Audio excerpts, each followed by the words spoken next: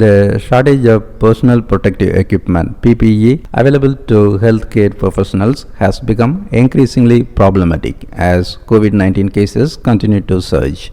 The sheer volume of PPE needed to keep doctors, nurses, and their patients safe in this crisis is daunting. For example, tens of millions of disposable face shields will be needed each month.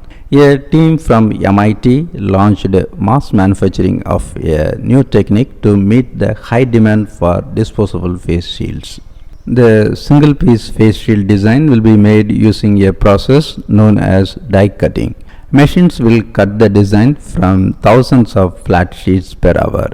Once boxes of these flat sheets arrive at hospitals, healthcare professionals can quickly fold them into three-dimensional face shields before adjusting for their faces. When used correctly, face masks should be changed every time a doctor or nurse treats a new patient.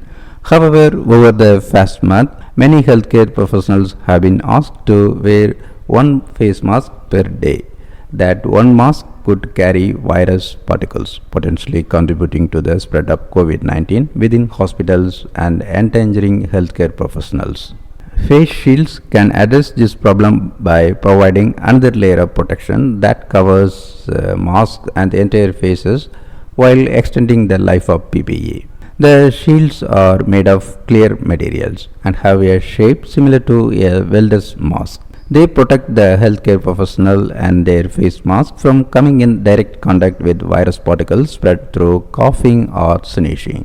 The MIT team set out to design a face shield that could be rapidly produced at a scale large enough to meet the growing demand. They landed on a flat design that people could quickly fold into a three-dimensional structure when the shield was ready for use.